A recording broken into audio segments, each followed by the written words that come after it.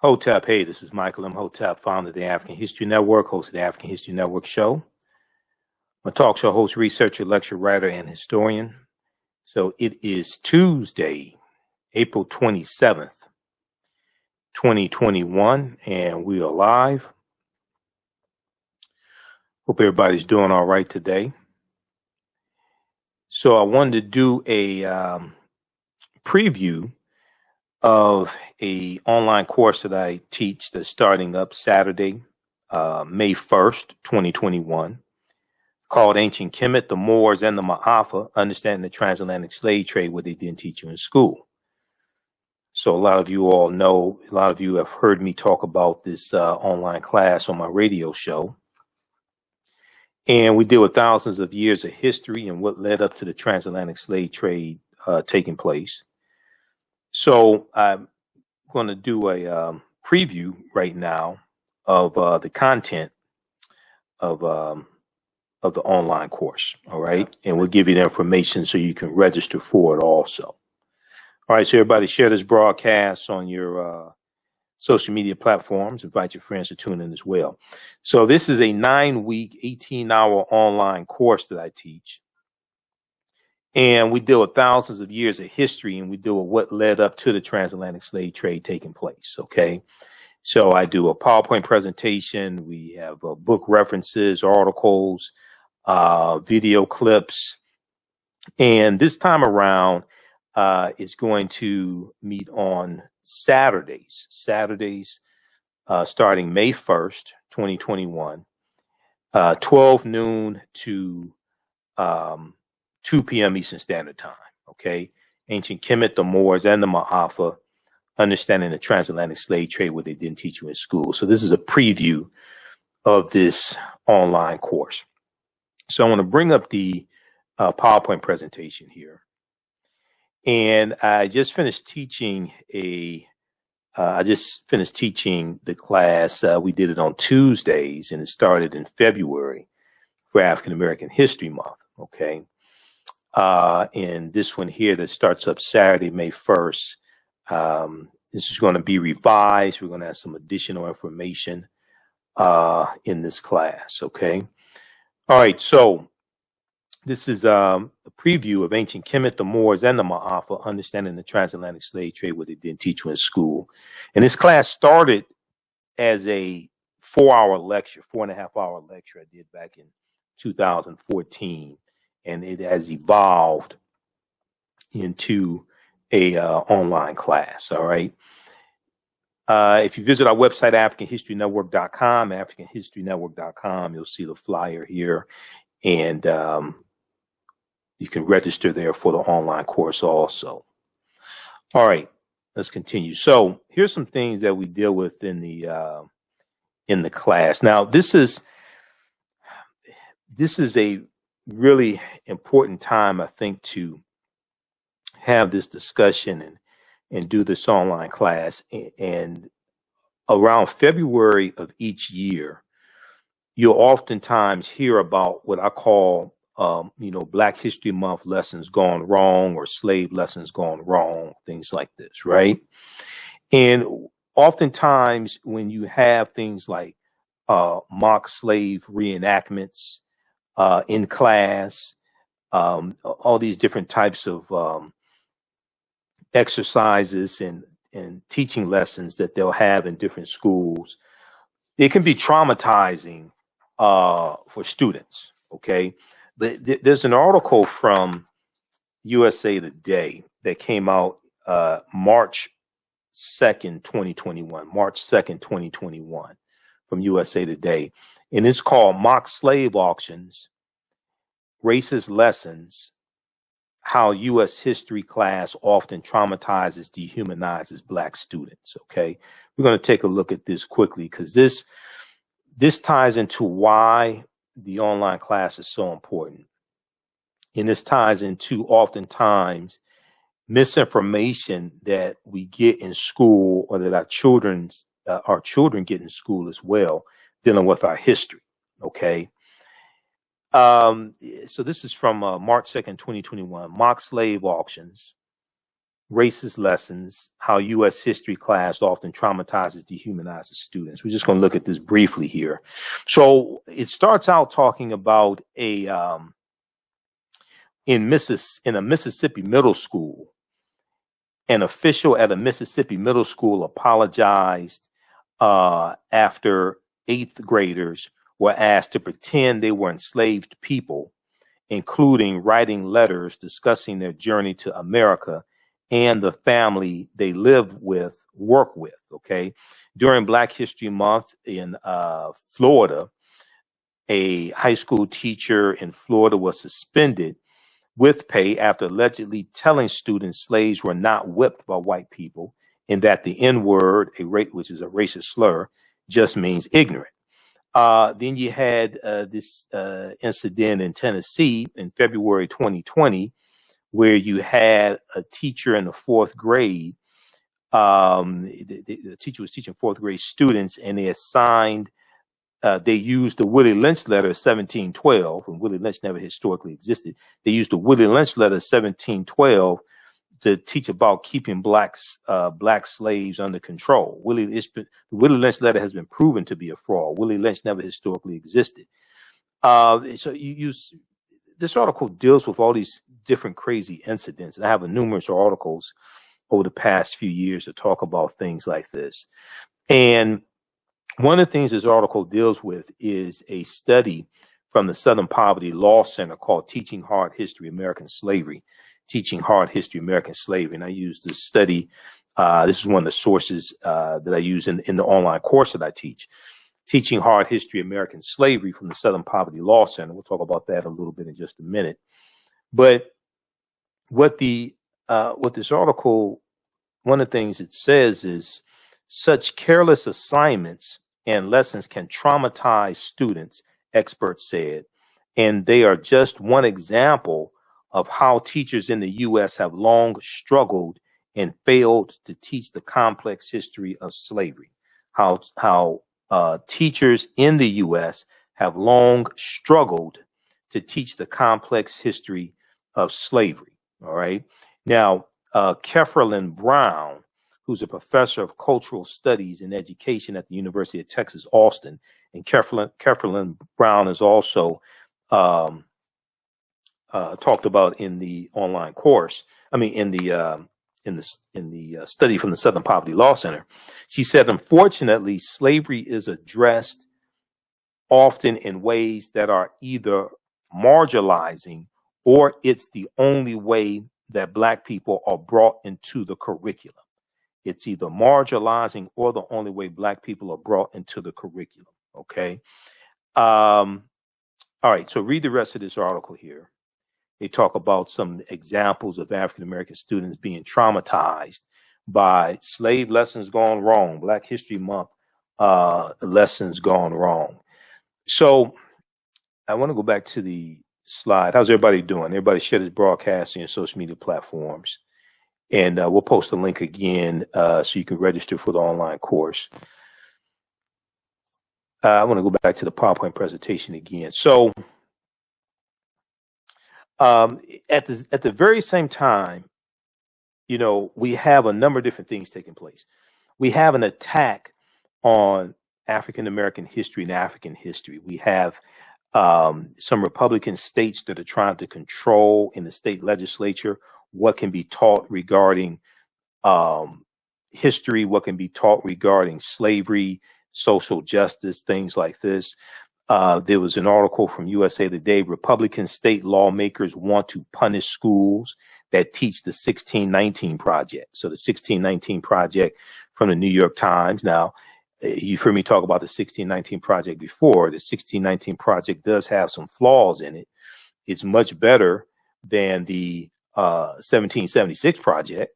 Okay. It's much better than the 1776 Project, the commission that Donald Trump commissioned, and then they put out the 1619. They put out the 1776 report at whitehouse.gov. Luckily, Joe Biden took that nonsense down. Okay, but you have this fight taking place in the state legislatures attacking African American history, African history. If we look at this article here from USA Today, and also News1.com has one that's similar. Republican state lawmakers want to punish schools that teach the 1619 Project.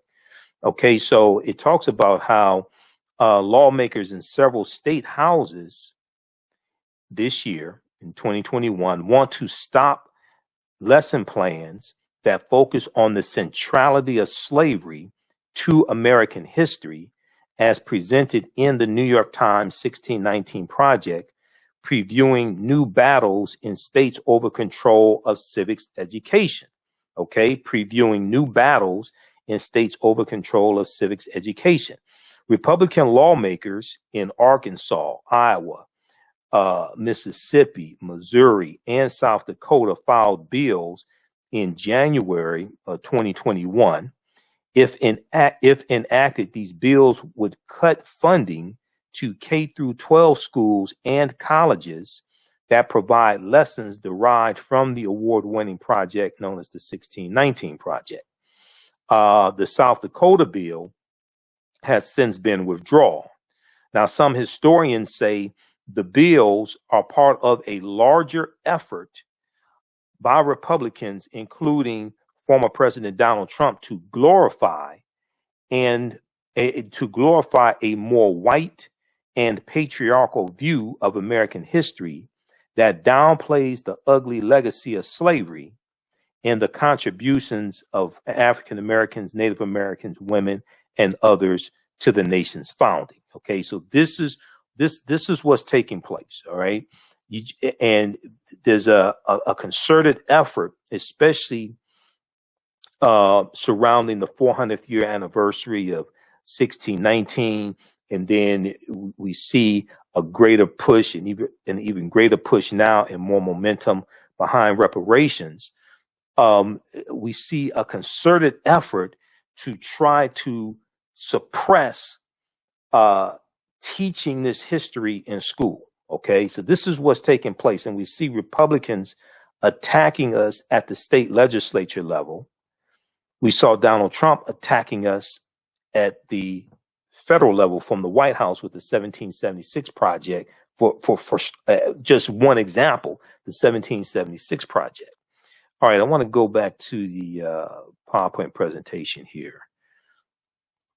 Okay, so here's the cover of the study I was talking about, Teaching Hard History, American Slavery, Teaching Hard History, American Slavery from the Southern Poverty Law Center. And I found out about this study. There was an article from theatlantic.com. Okay, this is from, I think it was 2018 or 2019, but it's called What Kids Are Really Learning About Slavery. What Kids Are Really Learning About Slavery. A new report finds that the topic is often sentimentalized, it's often mistaught, and often sentimentalized, and students are alarmingly misinformed as a result. Students are alarmingly misinformed as a result. Okay. Now, the reason why this type of information is so important is because the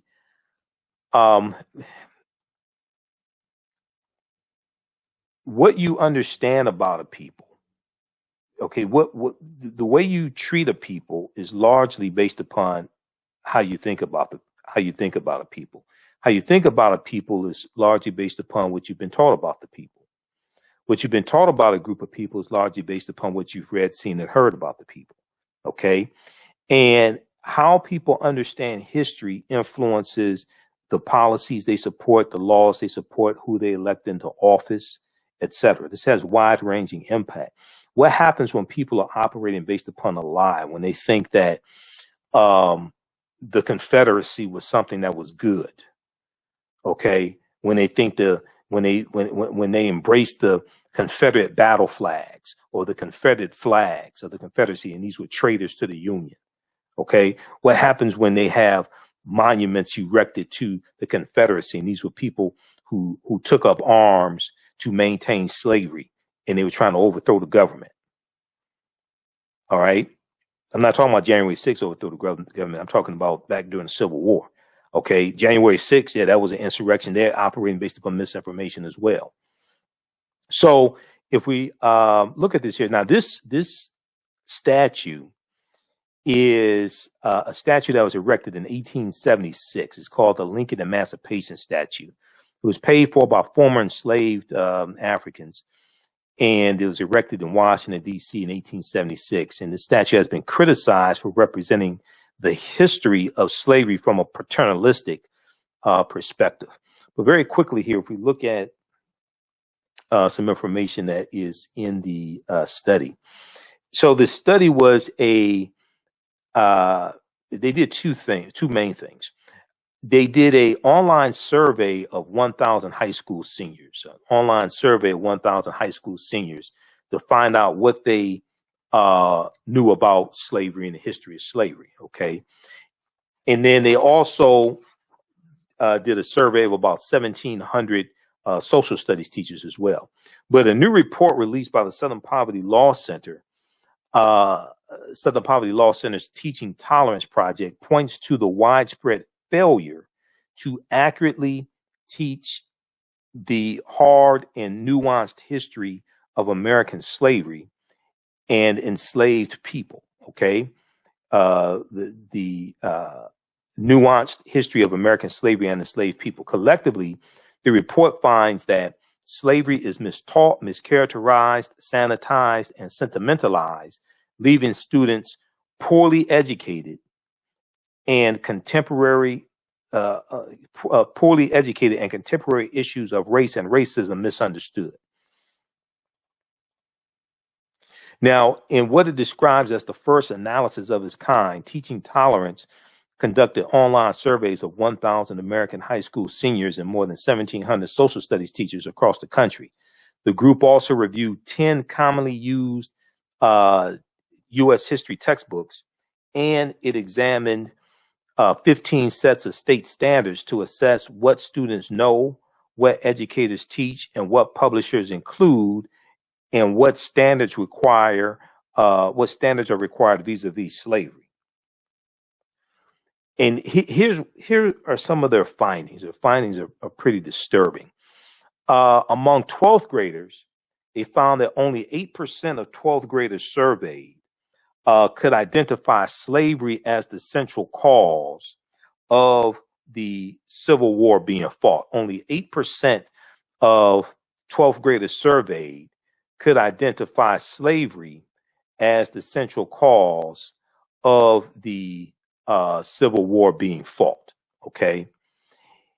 Now, fewer than 1/3 or 32% correctly named the 13th Amendment, 13th Amendment of 1865 as the formal end to U.S. slavery, with a slightly higher share of 35% choosing the Emancipation Proclamation. So the Emancipation Proclamation of January 1st, 1863, but the Emancipation Proclamation did not free the slaves, did not free the enslaved Africans. It's going to be the 13th Amendment of 1865 that's going to free the slaves.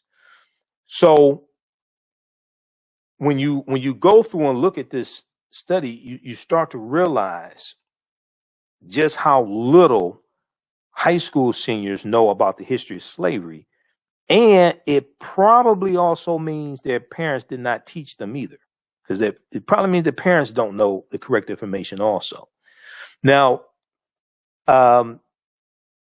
fewer than half, or 46%, identified the Middle Passage as the transport of enslaved Africans across the Atlantic Ocean to North America. You can read this full article. This is from 2018, February 1st, 2018. This was the beginning of African American History Month. What kids are really learning about slavery? And this deals with the study from the Southern Poverty Law Center called Teaching Hard History American Slavery. Now, when we go through and I read I've read a number of different studies over the years that talk about the benefits of our children learning their history, and the children and teenagers grow up to be adults as well. Uh, there was a study a few years ago that talked about the positive feelings about blackness improve the academic performance of black girls. New studies find that positive feelings about blackness improve academic performance for black girls. This was an article from the root.com. It talked about this study conducted by Professor Sharita Butler Barnes at Washington University in St. Louis. Believing that black is beautiful. Believing that black is beautiful, an important mantra of self-acceptance and self-love, could pay major dividends in school. An article in the Journal of Blacks in Higher Education focuses on a new study from Professor Sharita Butler Barnes at Washington University in St. Louis, which finds that young black women with strong racial identity are more likely to be academically engaged, curious, and persistent. More likely to be academically engaged, curious, and persistent. The survey looked at 733 African American middle and high school girls in 3 socioeconomic school districts, according to the Journal of Blacks in Higher Education. Now, the study is called Promoting Resilience Among African American Girls, Racial Identity as a Protective Factor. And it was published on the Child Development Journal website. And the study found that feeling positive about being black, along with feeling supported by their schools, correlated with the girls' greater academic motivation.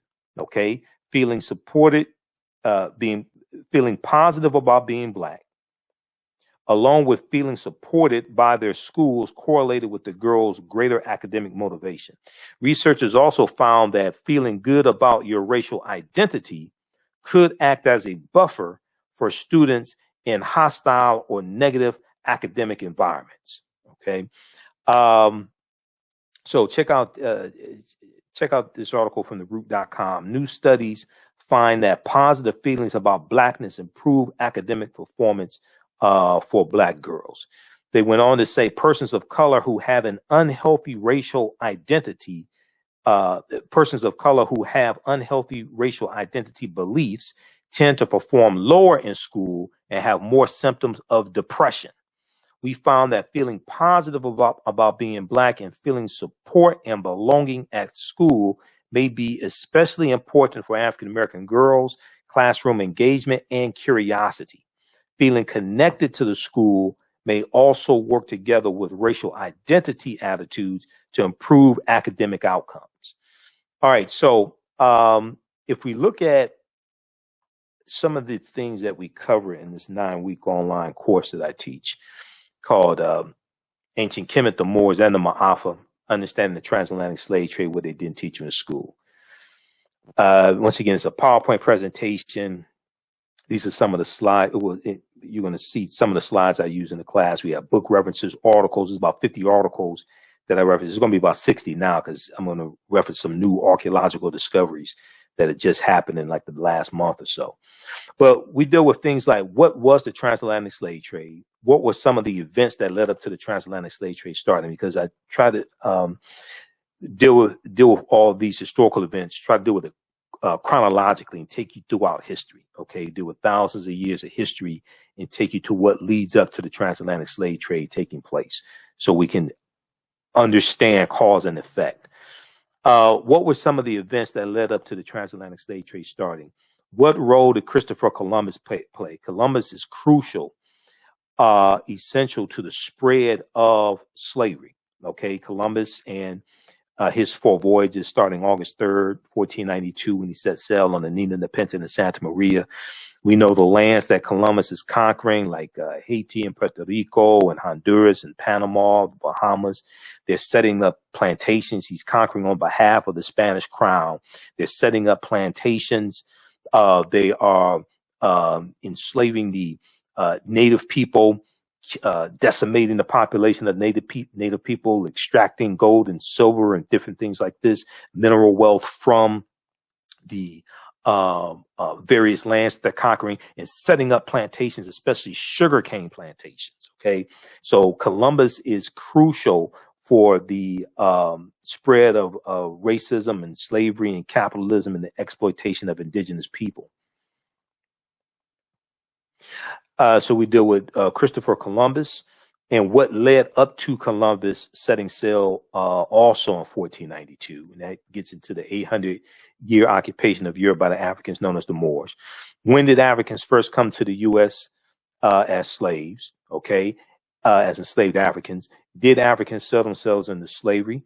When were African people in America before the transatlantic slave trade? Which is extremely important. And one of the problems is that oftentimes when we deal with this history, we start like,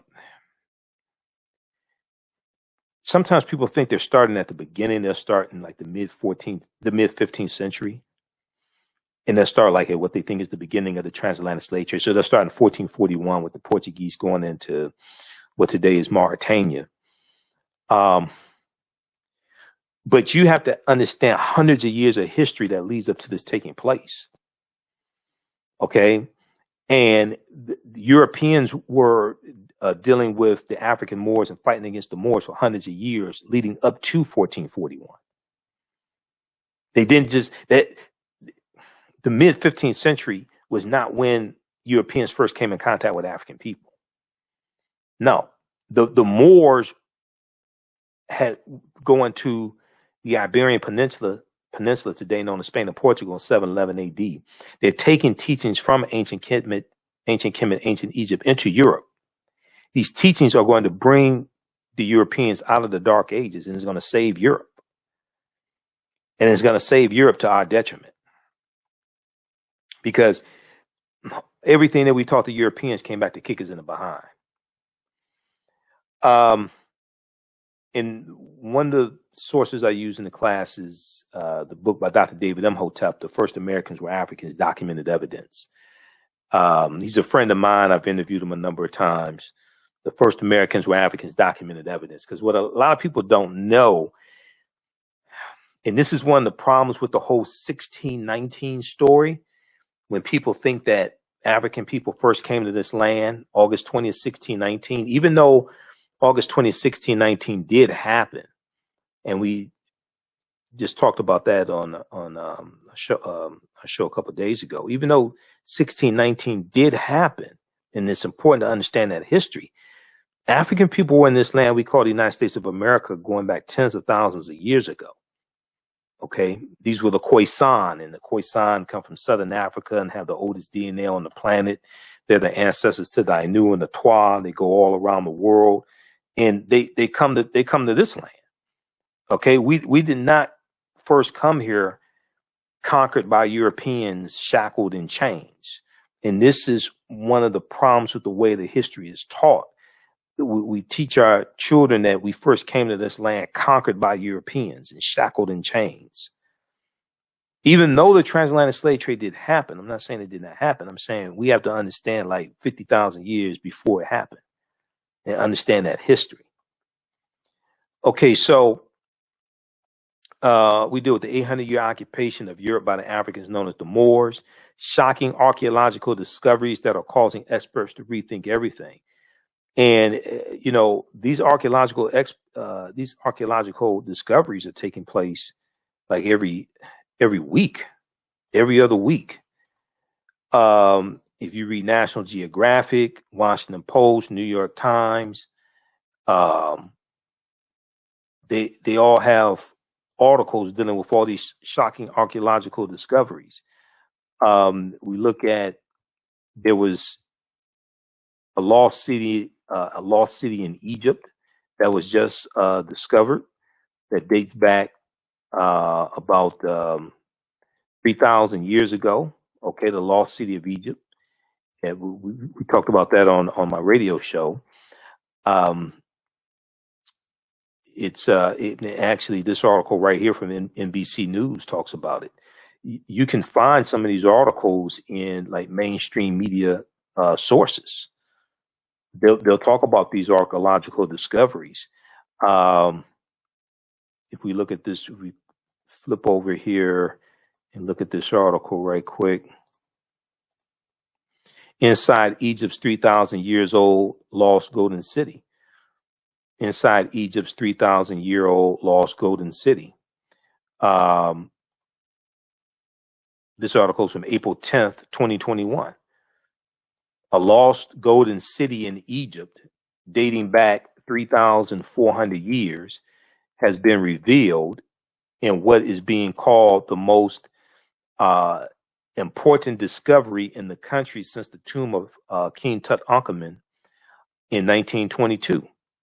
The city buried under sands near the modern city of Luxor for 3 millennia was uncovered in September 2020 by a team led by Egyptian archaeologist Zahi Hawass and was revealed to the world Thursday. Okay. Quote, this is amazing because actually we know a lot about tombs and afterlife, but now we discover a large city to tell us for the first time about the life of the people during the Golden Age. So these archaeological discoveries are taking place all the time. And what's happening is when you read about these discoveries, they tell you oftentimes this is causing us to have to rethink everything. They have to keep pushing the timelines back. Okay. Juvenile had a song back in like 1998, 99, back that thing up. When these archaeological discoveries take place, they keep having to back the timelines up. They keep having to back that thing up because when you read the articles, they'll tell you that, look, this is causing us to rethink everything. And this is causing us to realize that all this stuff is much older than we thought. So we'll deal with shocking archaeological discoveries that are causing experts to rethink everything. Insurance companies that took out insurance policies on not just slave ships, okay, but also enslaved Africans on the plantations as well. Okay, they took out insurance policies on enslaved Africans on the plantations also. We'll deal with Freemasonry, America, and the founding fathers. All right, because the foundation of Freemasonry are the teachings coming out of ancient Kemet, ancient Egypt, like the lodges out of ancient Kemet. All right, and this is going to form the foundation of the teachings of Freemasonry. We deal with the origins of the term America, Africa, and others as well. The problem with slave movies, while we've been bombarded, especially a few years ago, may not be as much in like 2020, 2021, but especially a few years ago, there's a proliferation of slave movies, movies dealing with slavery. We deal with Osar, Osset, and Heru, or who the Greeks called Osiris, Isis, and Horus, and the origins of the Immaculate Conception story. Okay. One of my teachers, Professor Kaba Hiawatha Kamene, says to understand the existence of something, you must first understand the pre-existence of existence. So when we deal with the Helios Biblos, or the Holy Bible, and when you study the etymology of the word Helios Biblos, when you study the etymology of the word Holy Bible, it takes you back to Helios Biblos, which is Greek, which means sun book, S-U-N, the sun book. Okay. And this ties into astronomy. This ties into ancient African mythology and ancient African spiritual systems, all of this. But we're going to see the Immaculate Conception story is a story thousands of years old coming out of ancient Kemet, out of ancient Egypt. We see links to ancient Kemet in early Christianity, Freemasonry in America. We talk about the fake Willie Lynch letter of 1712 also. It's like I said, Willie Lynch never historically existed. Okay. This is Runoko Rashidi as well. I've interviewed Runoko a number of times. This is, and Runoko was brilliant. I used one of his books in my class dealing with the Black Star, the African presence in early Europe. Black Star, the African presence in early Europe. I used that in the class. Where's that book? Hold on. Black Star. This is Nile Valley Contributions to Civilization by Tony Browder. This is African People and European Holidays and Mental Genocide by Dr. Shaka Musa Barashango. You don't have to buy any of these books to follow along in class, but I use these for reference. Some books people may have at home on their shelves.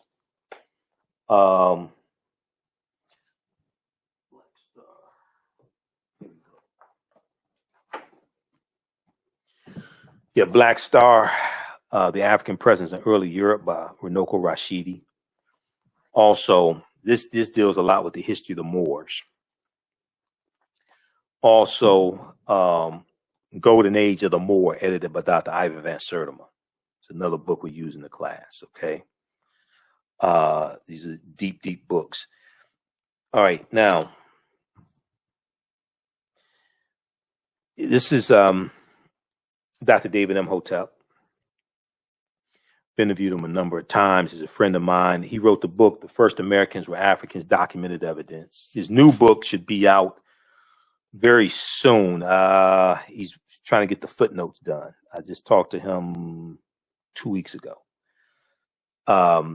This is the book here. This book deals with the African presence in the Americas, in South America, going back at least 56,000 years ago. And in this land we call the United States of America, going back at least 51,700 years ago. Okay. The first Americans were Africans, documented evidence. So his book is backed up by 713 footnotes that thoroughly document an African presence in North, Central, and South America. If we look at this here, page 14 of his book deals with the discovery that came out of South Carolina, okay, Allendale County, South Carolina, in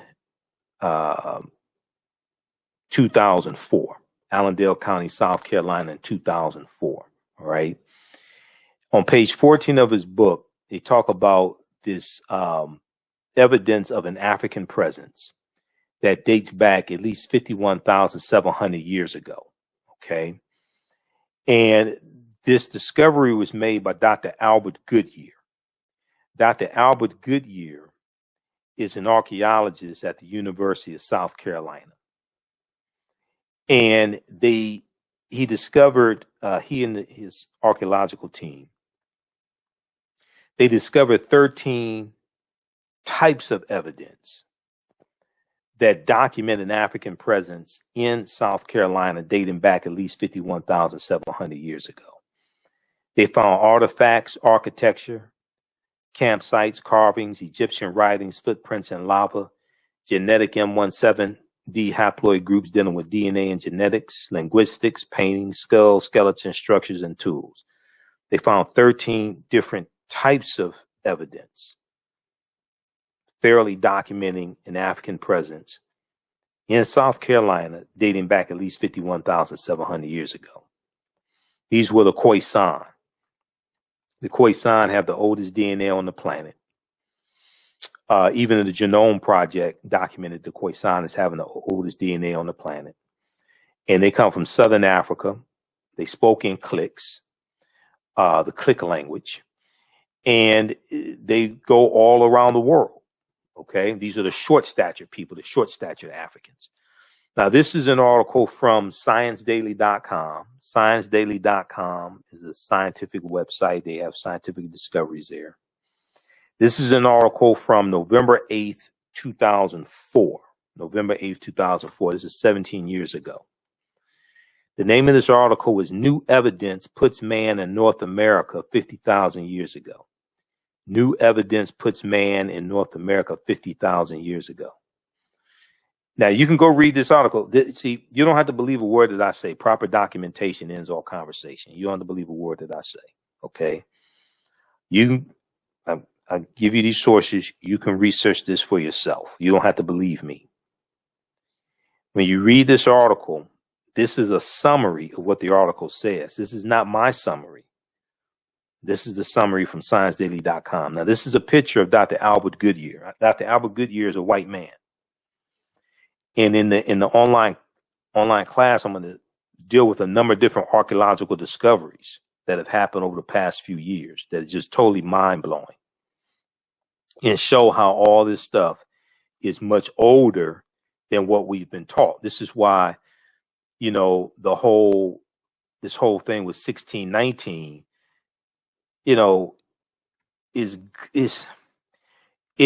did happen in Virginia. That did happen. Those 20 and odd Africans on the White Lion English pirate ship, because it wasn't even a slave ship. That was a pirate ship. Those Africans were originally from Angola, and they were on a Portuguese slave ship called the San Juan Batista. And the San Juan Batista gets hijacked by English pirates around Veracruz, Mexico, and about 50 Africans, between 50 to 60 Africans, are put on two English pirate ships called the White Lion and the Treasurer. The White Lion and the Treasurer are going to come into Point Comfort in Virginia. The White Lion comes in first, and is about 20 and odd Africans on the White Lion English pirate ship that are going to be exchanged for food and water and supplies, August 20th, 1619. But there were Africans in this land tens of thousands of years before that. And the Spanish were taking Africans into the territory we call South Carolina and Georgia in 1526. That's 93 years before 1619. So this is why we have to understand the chronology and understand that this was our land stolen from us also. Okay? African people were in this land we call the United States of America even before Native Americans came into existence.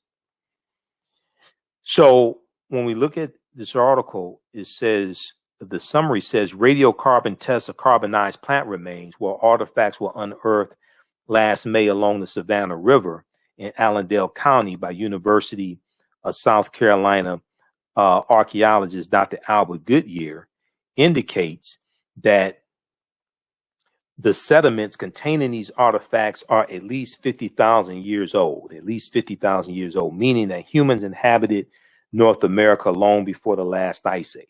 Okay. Well, who were these humans? 50,000 years ago, that's before Native Americans come into existence. These were African people.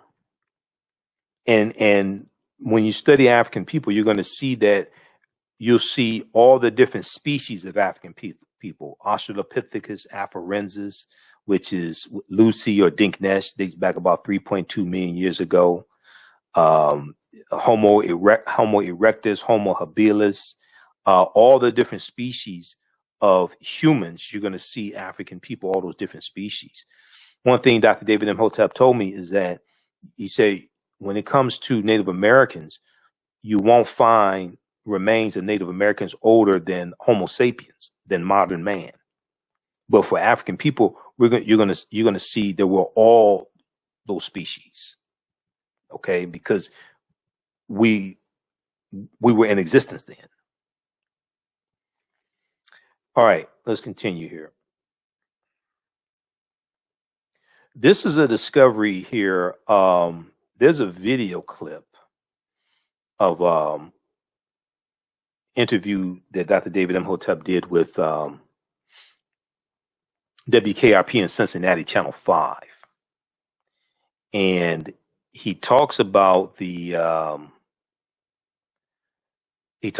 discovery here out of on the Greek island of Crete. This is an article from the New York Times from February 2010. On Crete, new evidence of very ancient mariners. On Crete, new evidence of very ancient mariners. This is from the New York Times. Here's a synopsis of what this article says about this archaeological discovery. It talks about how stone tools found on the Greek island of Crete over the course of 2 summers, archaeologists say are at least 130,000 years old, which is considered strong evidence for the earliest known seafaring in the Mediterranean and calls for rethinking the maritime capabilities of pre-human cultures.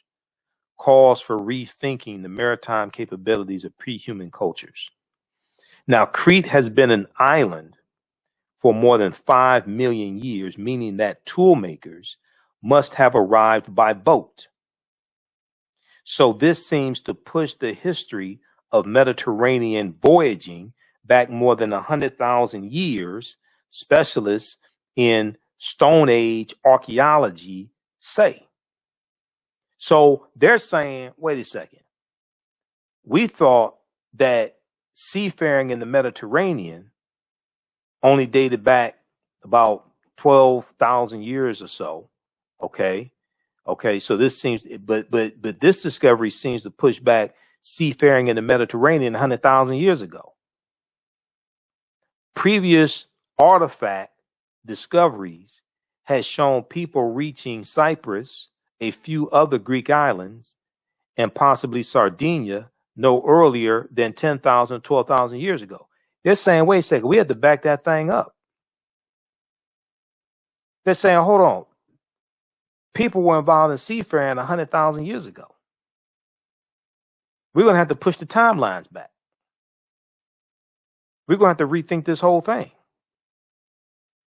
Crete has been an island for more than 5 million years.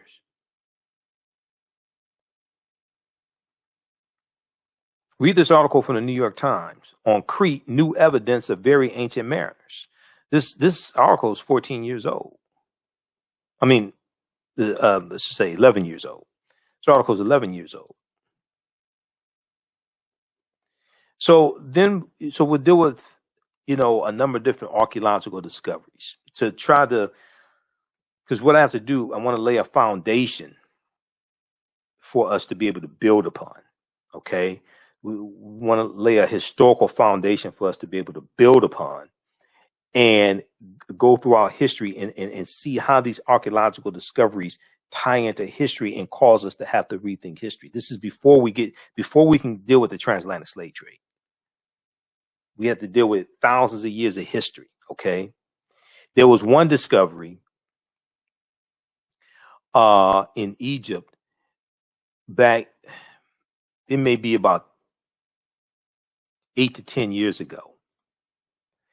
They found 17 pyramids buried underneath Egypt. Okay. They found 17 pyramids buried underneath Egypt. And we can look at this one here. This is NBC News once again. I have numerous sources, but we'll just look at NBC News just for, because it's the one I get my hands on the first. They used it's a satellite that's something like about 450 miles above Earth or something. It uses infrared technology to see underground. Okay, let's look at this article here. 17 lost pyramids discovered in Egypt by space scientists. 17 lost pyramids are believed to have been found in Egypt by a team of space archaeologists from Alabama, according to a report. I've been to Alabama. I mean, going to Alabama, you may think you're on another planet, but I mean, this is from This is from May 25th, 2011. Okay. May 25th, 2011. 17 lost pyramids are believed to have been found in Egypt by a team of space archaeologists from Alabama, according to a report. Sarah Parkak and her team at NASA-sponsored laboratory, at a NASA-sponsored laboratory at the University of Alabama at Birmingham made the discoveries using a satellite survey and also found more than 1,000 tombs and 3,000 ancient settlements in infrared images that show up buildings underground, BBC News reports. The BBC said that 2 of the suspected pyramids have been confirmed by initial excavations. Now, I remember I talked about this on my show when this discovery was made. This is 2011. This is 10 years ago. Okay. But what happens is it's a satellite that uses infrared technology to see underground. Okay. The BBC made a documentary about Sarah Parkak's work called Egypt's Lost Cities. Okay. And that aired like late May 2011. Okay, so they talk about Akhenaten, Zahi Hawass. But looking when you look at this, what happens is they use infrared. It's a satellite that uses infrared technology to see underground. And because I read other articles dealing with this discovery, and they found 17 pyramids buried underneath Egypt. Okay, so you have civilizations on top of civilizations. But they found 17 pyramids buried underneath Egypt as well as some other things. So this is just an example. You can research that. All right, let's go back to the slideshow for just a second here. So these are some of the topics that we deal with in the online course: ancient Kemet, the Moors, and the Maafa. Understanding the transatlantic slave trade, what they didn't teach you in school. Okay, this is a 9-week online course. We deal with thousands of years of history and what led up to the transatlantic slave trade taking place.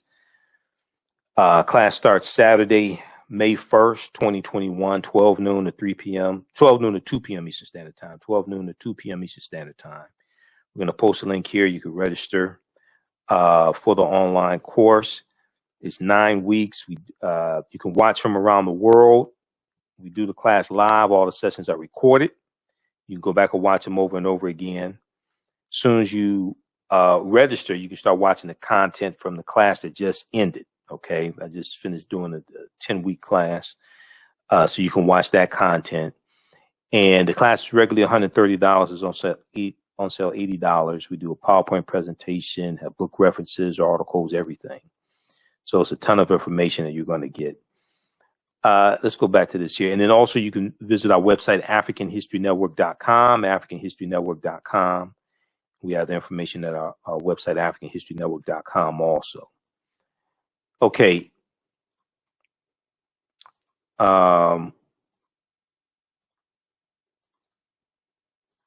Let's continue here. So another thing that we talk about is the Druids. Okay.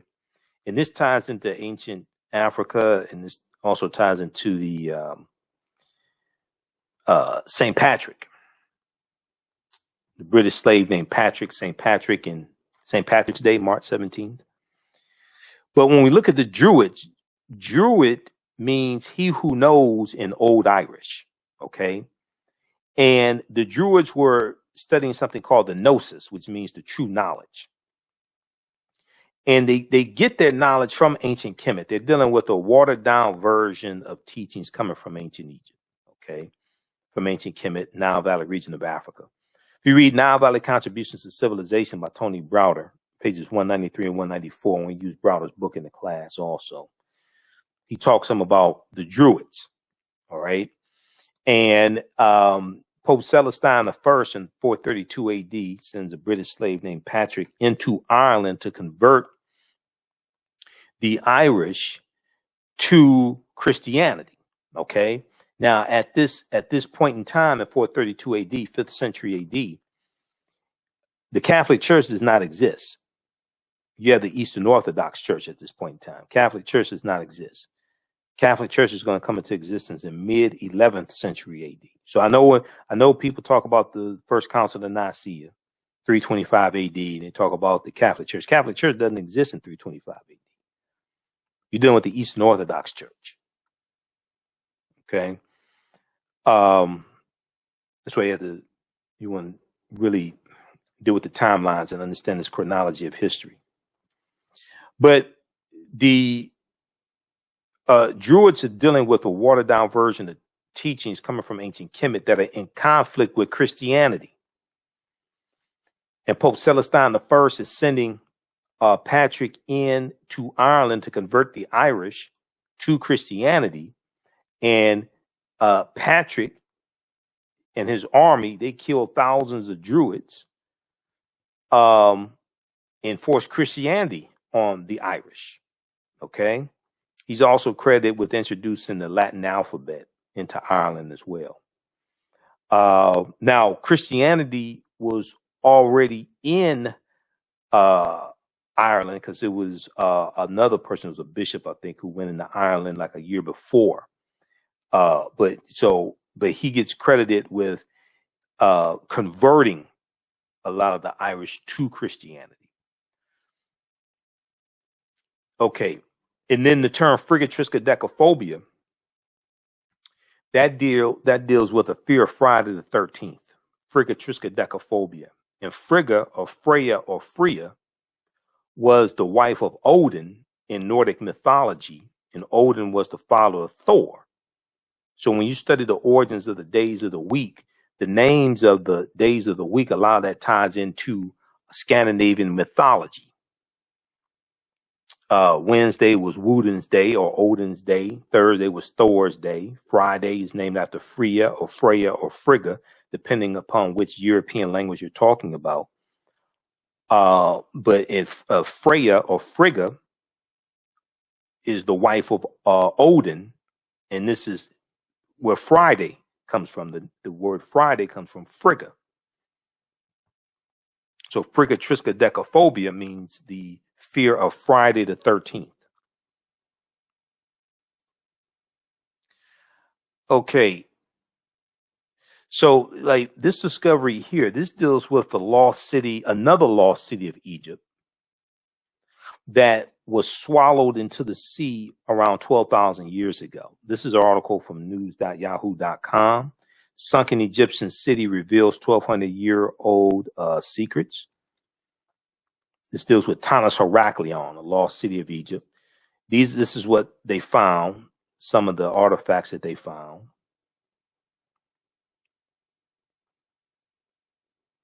This deals with the 3,000-year-old lost city of Egypt that was just discovered, lost golden city. Okay, this article is from face-to-faceafrica.com, April 9th, 2021. A look at the 3,000-year-old lost golden city that has just been discovered in Egypt. Okay, so we'll deal with archaeological discoveries.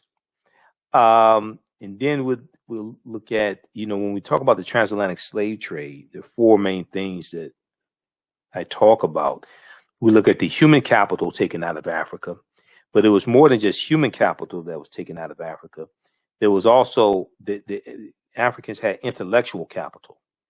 Okay, we were physicians, we were doctors, we were lawyers, we were teachers, we were working with agriculture, we were working with animals. We're blacksmiths, we're working in the skilled trades. We have all different types of skill sets. We're engineers.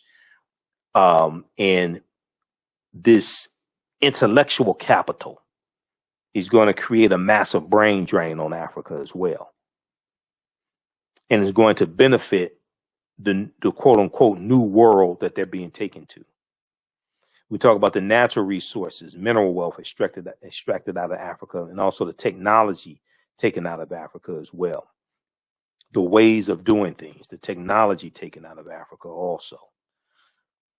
This is Dr. John Henrik Clarke. Dr. John Henrik Clarke said all history is a current event. Everything that's ever happened continues to happen in some shape, form, or fashion. Dr. Wade Nobles, psychologist, he said, power is the ability to define and shape reality and have other people accept your definition of reality as if it were their own. Power coming from the Latin word potere, meaning to be able. And when we deal with this history, it's important to understand what African people lost or what has been greatly suppressed. It's not just the history, it's African culture. Okay, culture deals with your traditions, your spiritual systems, your art, your music, your dance, your folklore, mythology, cosmology. Cosmology deals with understanding the universe as an orderly system, which comes out of a cultural paradigm. It deals with your language, your educational system. It deals with your cosmology, your cosmogony. You have cosmology and cosmogony. Cosmogony deals with understanding the universe, understanding the origins of the universe from your cultural paradigm also. Now, culture acts as an immune system, which keeps foreign elements from coming in and attacking you, as Dr. Marimba Ani, who wrote Yorugu, an African-centered critique of European cultural thought and behavior, correctly teaches us. Culture is the glue or cohesiveness that binds a people together and tells them the only way that they will survive is through self-reliance and working together. And this is why the number one employer of every ethnic group in America are their own people, except for African Americans. Now, this doesn't mean that they don't have government help. They all have help from the government. Okay, politics is the legal distribution of scarce wealth, power, and resources, and the writing of laws, statutes, ordinances, amendments, and treaties, their adoption, interpretation, and enforcement. They all have some type of help from the government. All right, but they use their history and culture to fight for scarce wealth, power, and resources. And the people's history and culture and their language, this helps bind them together. Okay, this helps draw them together. So we've largely been stripped of all of that because of the enslavement process.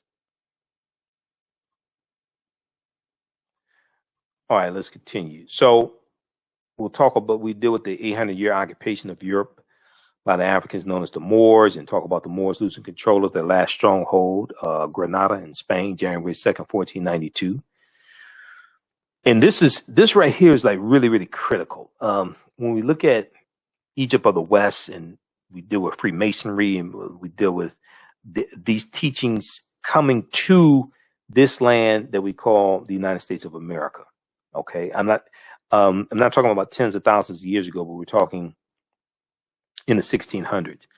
So when we look at the Washington Monument is an ancient African symbol called a tekken, an ancient African symbol called a tekken. And we see the tekken in ancient Kemet, and there's still a few there today in Egypt. There's about 12 of them or so in Egypt.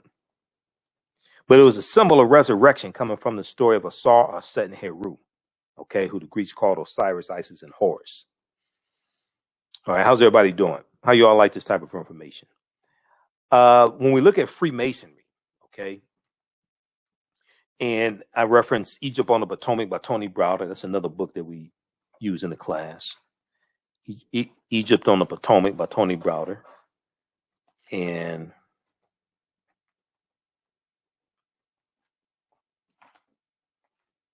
I don't know where my copy of the book is. It's around here somewhere.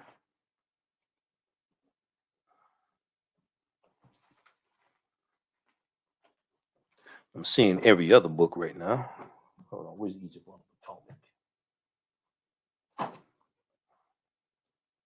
Potomac? I've got it here.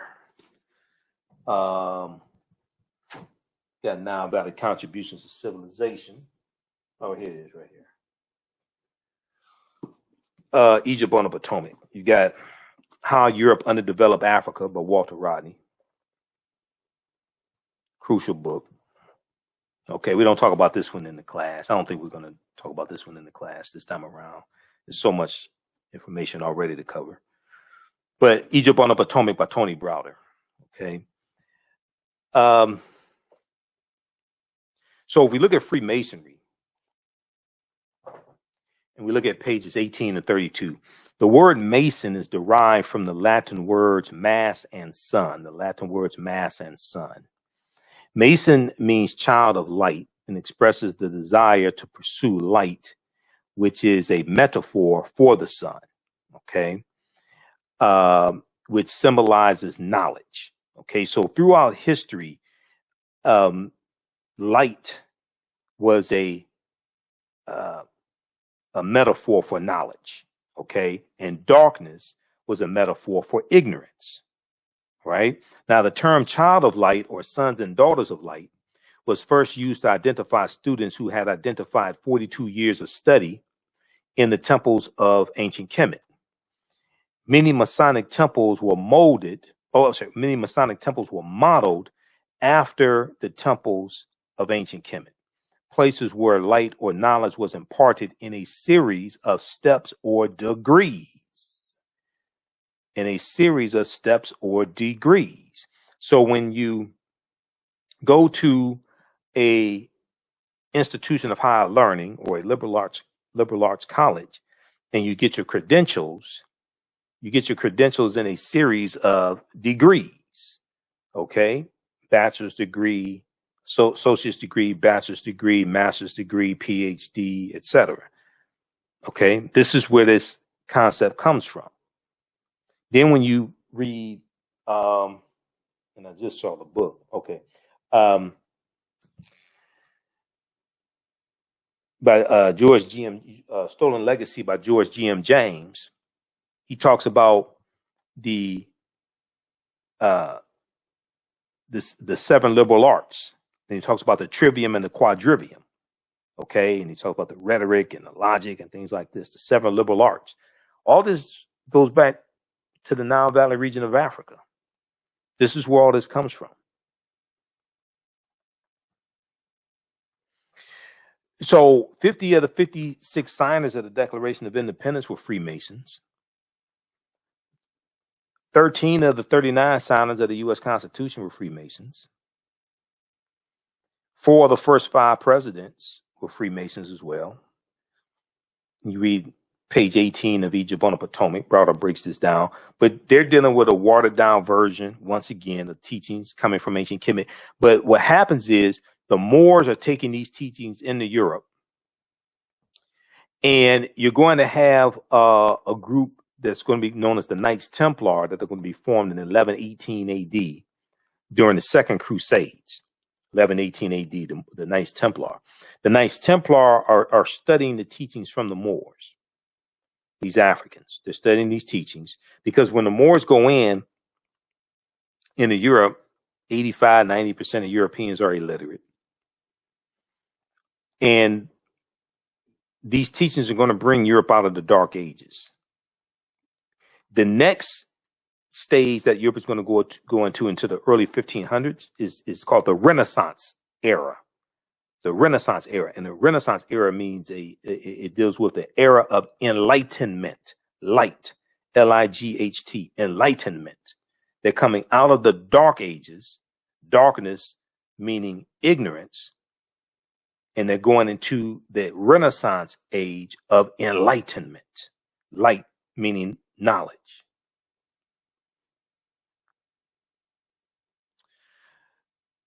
Okay, let's continue here.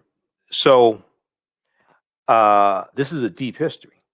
So we take you through this history, deal with this chronologically, leading up to the transatlantic slave trade.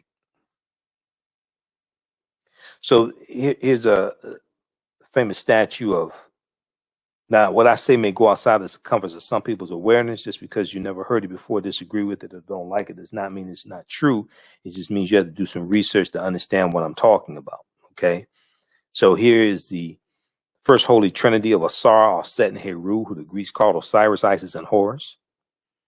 Even when you look at Notre Dame, a few years ago when the Notre Dame Cathedral caught fire, they were talking about some of the history of Notre Dame, and Browder talks about this in Nile Valley Contributions to Civilization. Okay. But if you research Notre Dame Cathedral, you'll find that Notre Dame was built on the remains of two temples. Okay, one of those temples was dedicated to Isis. Isis is who the Greeks called Auset. So you're going to see this mythology, and you're going to see this history hitting different cultures, different groups of people, different cultures, and influencing different groups of people. So one of the things I like to talk about is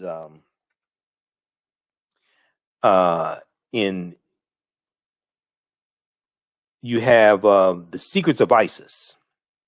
The secrets of Isis.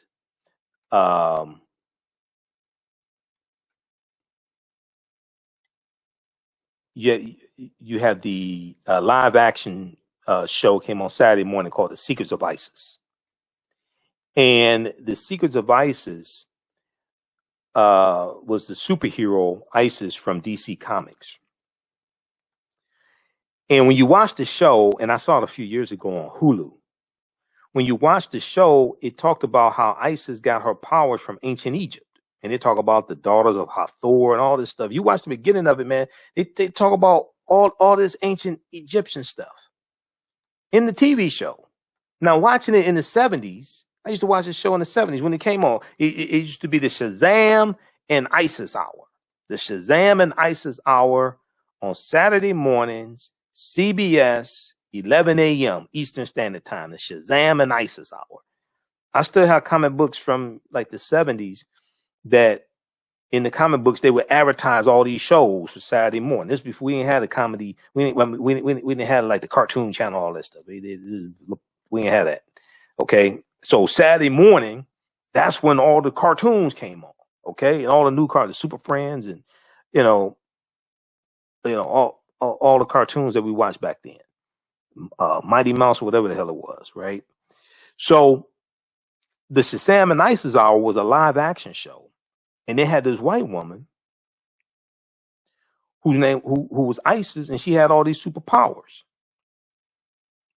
But at the time, we didn't know that she was a copy of an African woman out of ancient Kemetic mythology. This is where they were getting it from. And we're sitting there mesmerized, and you got this, attractive white woman doing all this supernatural stuff, and they were getting it from our culture. So from the statue that you see here, this is all set with the baby Heru.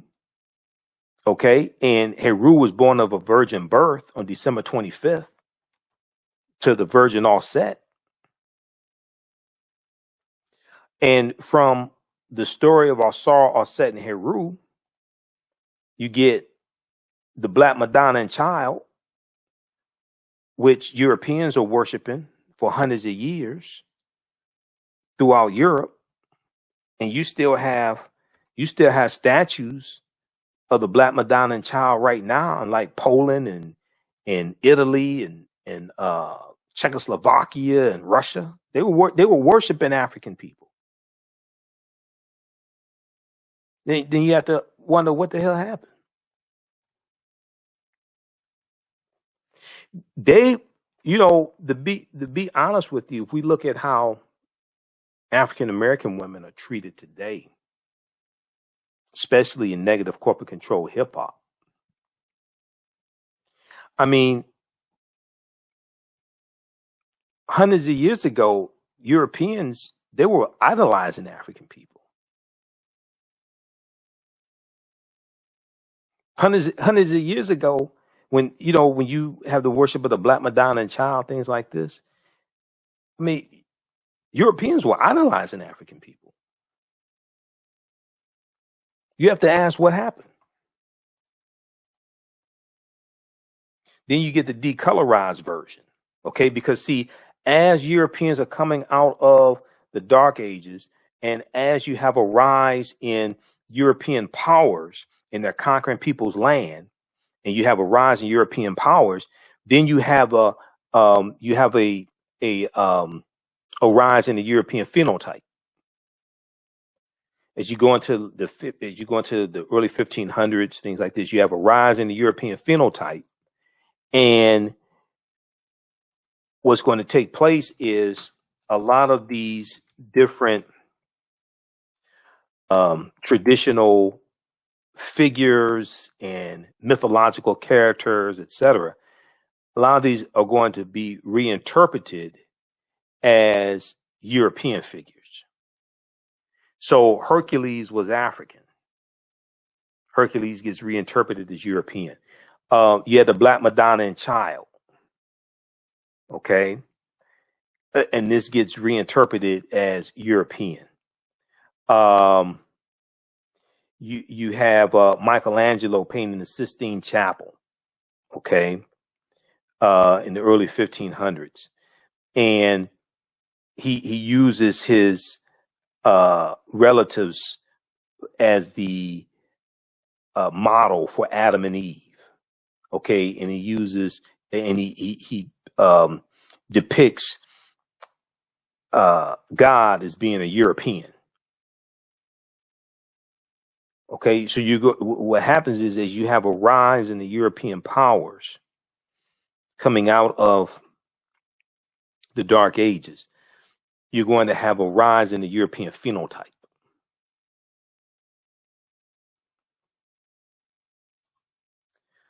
Okay, so let's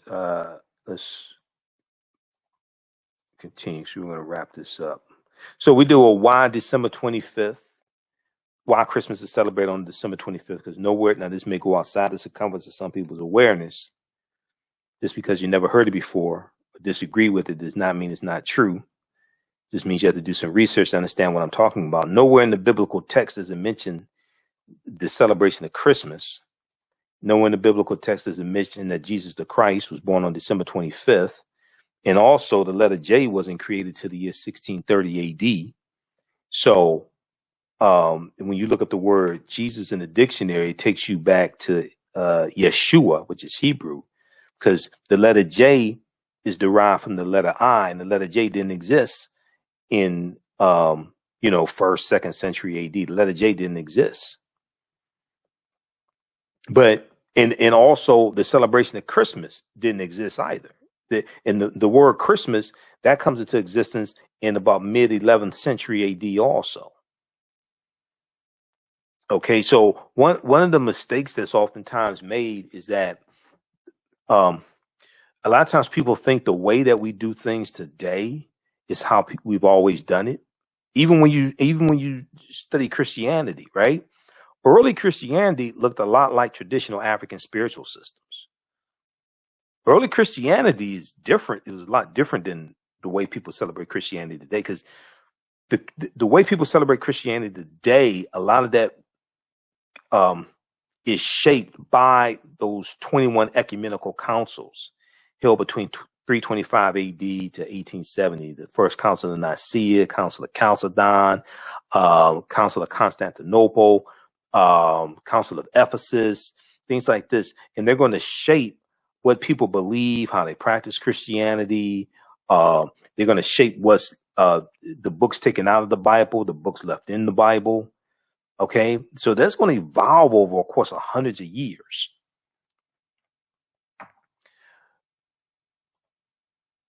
Okay, so we deal with why Christmas is celebrated on December 25th. This ties into all this history in astronomy and the winter solstice and ancient Kemet, ancient Africa, things like this. So we do a ton of history in this class. All right. This is Dr. Carter G. Woodson as well, who wrote The Miseducation of the Negro and co-founder of the Association for the Study of Negro Life and History, September 9th, 1915, creator of Negro History Week in 1926, okay, which became Black History Month in 1976 and is now African American History Month. All right, so this is just a brief overview of the 9-week, 18-hour online course that I teach called Ancient Kemet, the Moors, and the Maafa, Understanding the Transatlantic Slave Trade, what they didn't teach you in school. Okay. We know that Dr. Francis Cress Wilson and Neely Fuller correctly taught us, if you do not understand European white supremacy and racism, what it is and how it works, everything else that you think that you understand will totally confuse you. Everything else that you think that you understand will totally confuse you. And I knew Dr. Wilson. I interviewed the sister 3 times on my radio show. So that was a brilliant sister right there. And then here's a famous book, The ISIS Papers, The Keys to the Colors. One of my teachers, Dr. Leonard Jeffries, and my other teacher, Professor James Small. Okay, they're good friends. But Dr. J and Professor James Small, when they teach, they talk about the pyramid principle. And here we see Her Imhotep, or the Sphinx, in the Pyramid of Khafre at Giza. And they talk about the pyramid principle. So a pyramid has 3 sides, and the foundation is African history and culture. Okay, this gives us our VIPs, our values, our interests, and our principles. African history and culture gives us our VIPs, our values, our interests, and our principles. This gives us a cultural paradigm that we see reality through. And our values, our interests, and our principles, this influences 2 sides of the pyramid, economic empowerment and political empowerment. Okay. So this is why this information is so important. This influences our economic empowerment, how we engage in economics, and influences our political empowerment and our understanding of politics.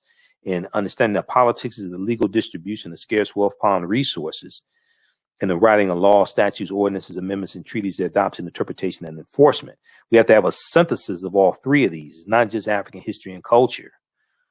It's understanding the economic empowerment, especially the concept of the cooperatives and cooperative economics. Okay, so we have to have a synthesis of all 3 of these. And Dr. Leonard Jeffries correctly teaches us, whoever controls the images controls your self-esteem, your self-respect, and self-development. Whoever controls the history controls the vision.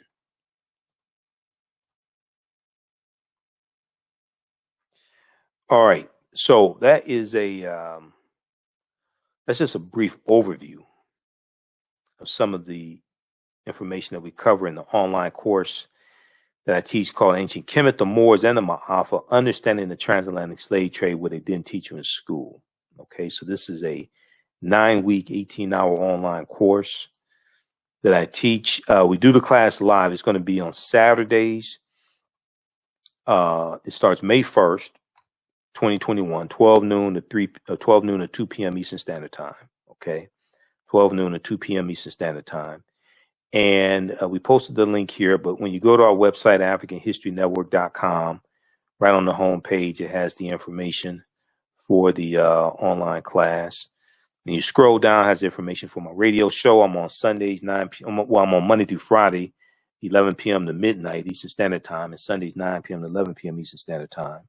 On 9:10 a.m., the Superstation WFDF in Detroit. We also broadcast on our Facebook fan page, the African History Network, and my YouTube channel, Michael Imhotep.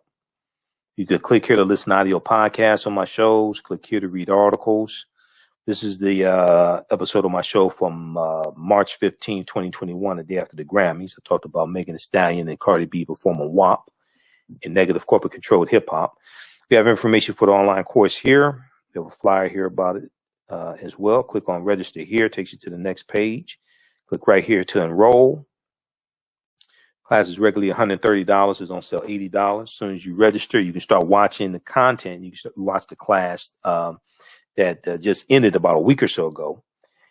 You can watch that, and then you'll be ready for class starting up Saturday, May 1st, 12 noon Eastern Standard Time. Once again, we do the classes live. You can ask questions during the class. We have a live text chat. We do the classes live, but all the sessions are recorded. So you go back and watch them over and over again. Okay. You want to, if you have like an advanced cell phone, you may be able to watch the class on your cell phone, on your smartphone. Usually a computer or tablet is better. Some people have a more advanced phone. You may have an iPhone or something like that. You can watch. But the browser that works best is Google Chrome. Google Chrome is the browser that works best to view the class also. Okay, just so people know. All right, so you can register for our online course. Be sure to listen to watch my show Monday through Friday and on Sundays. And follow us on our Facebook fan page, The African History Network, The African History Network. Turn on live notifications so you know when we go live. Okay.